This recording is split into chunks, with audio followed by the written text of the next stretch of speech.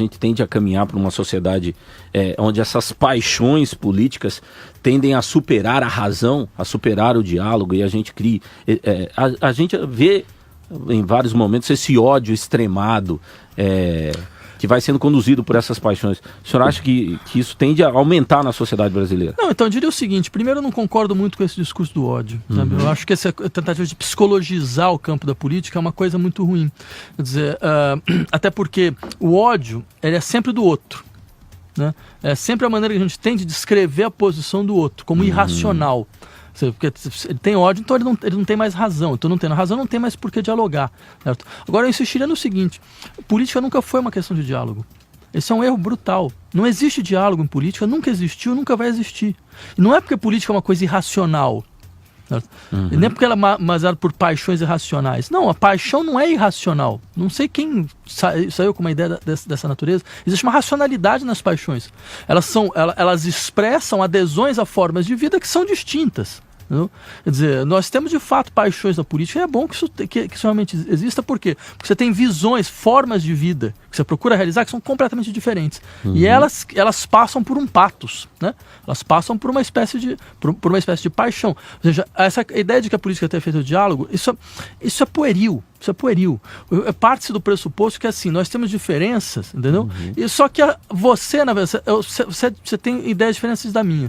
Só que, assim, o problema é que você não entendeu bem meu argumento, entendeu? Então deixa eu falar devagar, entendeu? Vou falar mais alto e devagar, você vai chegar na minha conclusão. Mas claro, tenta fazer isso. Nunca isso deu certo, nunca isso vai dar certo. Tentar convencer o outro. Não é por aí que a coisa passa. Não é por aí. Você não é pelo diálogo, é pela desativação dos afetos. É outra coisa, completamente diferente.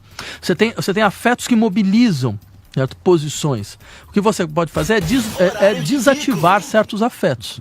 Como medo, como esperança, como por aí vai, certo? Agora, você não é você procurando qual o melhor argumento. Vamos achar aqui uma gramática comum que não existe. Não existe uma gramática comum no interior da sociedade. Não existe uma língua que é falada por todos. Porque mesmo que se nós chegássemos aqui e falássemos, não, mas veja aqui, eu defendo a liberdade, você defende a liberdade, a gente vai descobrir que a gente tem pelo menos 2 ou 3 ideias completamente distintas do que liberdade significa. Essa que é a questão da política. Então, política não é assim. Eu acho que preto é a cor mais bonita, você acha que branco é a cor mais bonita, vamos achar um acordo. Não, política é mais complicado ainda. Eu acho que branco é a cor mais bonita, você também acha que branco, só que a gente vai descobrir daqui a pouco que nós não entendemos branco da mesma forma. Não? Então, ou seja, nós não temos uma gramática comum. Esse é o problema. Por isso que ela é uma atividade complicada e conflituosa. Ela é um espaço de conflito, ela é um espaço de divisão. Ela sempre vai ser um espaço de divisão. Uma sociedade que tem medo da divisão é uma sociedade doente. Que quando você começa a ver a divisão, ela começa a entrar em pane, ela é doente. Porque ela não consegue sobreviver ao conflito. É como um corpo que não consegue sobreviver a conflito. É claro, por quê? Porque ele está completamente limitado num certo horizonte. Qualquer tipo de modificação nesse horizonte coloca ele em xeque.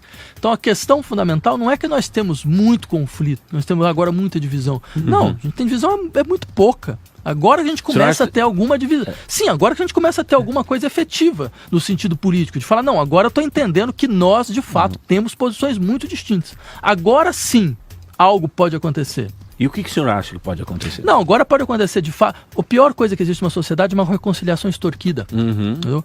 Você obriga as pessoas a se conciliar, mas elas não podem falar as suas divergências, elas não podem falar muito claramente, certo? O que as desune. Certo? Então se obriga uma união, mas você percebe, mas essa é a questão fundamental do Brasil. O Brasil tem pane disso, ele tem pane de que a desunião apareça, certo? Porque ele não sabe lidar politicamente com ela.